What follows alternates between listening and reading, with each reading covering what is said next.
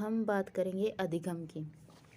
अधिगम सामान्य शब्दों में हम लोग सीखना को अधिगम मान लेते हैं, लेकिन वास्तविक शब्दों में केवल सीखना अधिगम नहीं है, बल्कि सीखे हुए ज्ञान का हमारे व्यवहार में स्थायी हो जाना अधिगम कहलाता है। एक व्यक्ति दैनिक जीवन में विभिन्न कार्यों या परिस्थितियों को से गुजरता है। उनमें से कभी कभी दृढ़ कार्य द्वारा परिस्थितियाँ ऐसे अनुभव दे दी जाती है जो व्यक्ति के व्यवहार में स्थायी हो जाते हैं।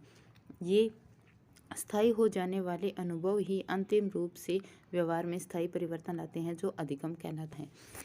इसमें कहा गया है कि आमतौर पर हम कह देते हैं कि जो अधिगम है वो एक सीखना कहलाता है, लेकिन साइकोलॉजी में अगर माना जाए तो अधिगम केवल सीखना ही नहीं होता।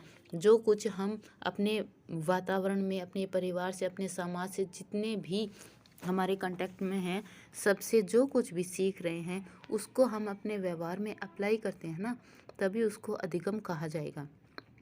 ठीक है।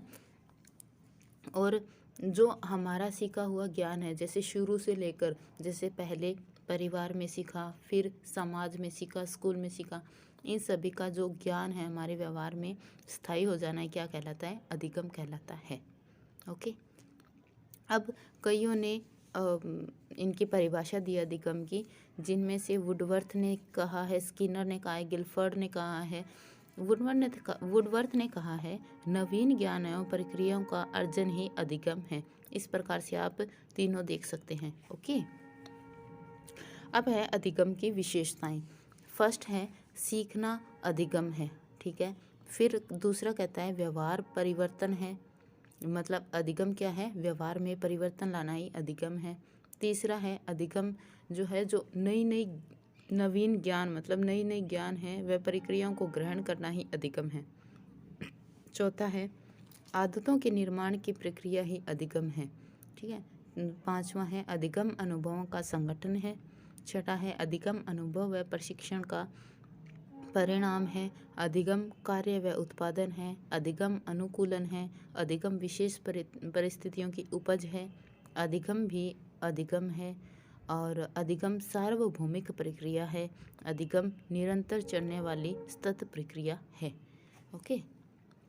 इसके बाद आती है अधिगम के ग्रहण करने के प्रकार। अमेरिकी विद्वान डेविड यशुबेन ने इसके 4 प्रकार बताए हैं।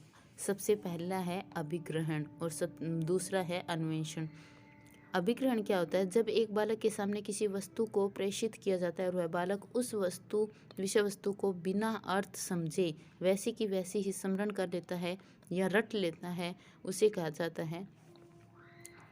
दूसरा है अन्वेषण। जब एक बालक को स्वप्रेरित होकर खोज करते हुए सीखने का अवसर दिया जाता है, यह अन्वेषण कहा जाता है। ठीक है। अभिग्रहण में तो क्या हो गया, जो रटा है वो सीख लिया, और अन्वेषण में खुद खोज करके सीख लिया।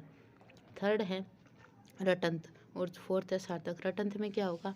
जब एक वस्तु, जो चीज़ है, विषय वस्तु है, अर्थ है, व्यवहार को वैसे के वैसा ही रट लेता है, उसको मतलब रट्टा मार के उसको याद करता है, उसे रटंत कहा जाएगा। और सार्थक क्या होता है? जब एक बालक सबसे पहले समझने का प्रयास करता है, फिर समझे गए ज्ञान के आधार पर अपने व्यवहार को स्थायी बनाता है, उसे सार्थक कहा जाता है। और वैसे देखा जाए तो जो ये सार्थक ग्रहण है, ये सबसे बढ़िया माना जाएगा, क्योंकि देखो रटा हुआ क्या हुआ, उसने समझा नहीं, सिर्फ जो देखा वो रट लिया। अभिग्रहण भी क्या किया? जो उसने देखा हुआ उस चीज़ को समझा नहीं, वो भी ग्रहण कर लिया। ठीक है। अन्वेषण भी थोड़ा थोड़ा ठीक है कि अच्छे से पहले समझ के फिर किया। और सार्थक भी अच्छा होगा कि उसने सबसे पहले कोई भी चीज़ है उसको समझा कि ये है क्या, उसके बाद में उसको अप्लाई किया अपने व्यवहार में। ठीक है फ्रेंड्स, तो अधिगम के बारे में जो मैंने कुछ बताया, अगर आपको अच्छा लगा हो तो कमेंट करना प्लीज़।